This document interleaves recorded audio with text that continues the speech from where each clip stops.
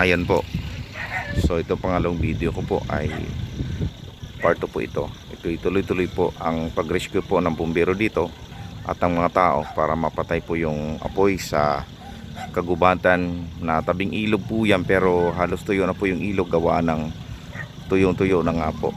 So ito po pinuntahan na ng mga rescuer nating bumbero at yun nga po, lumalakas nga pong apoy mga kapatid. Ayan o. So ang dami pong nag-rescue.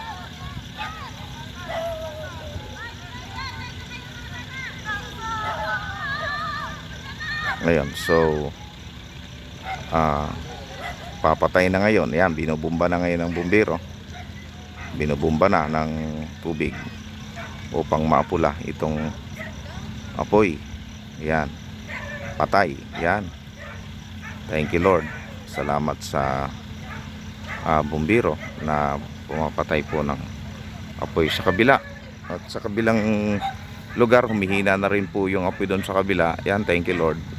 May mga tao po doon na pumatay ng apoy. So may nag-rescue po doon. May mga nagdadala po ng tubig. At salamat po sa mabilis na rescue po ng ating mga bumbero.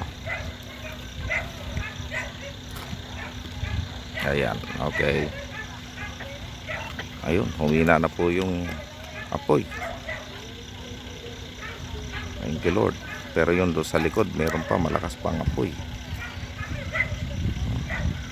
So kailangan mapatay talaga yan.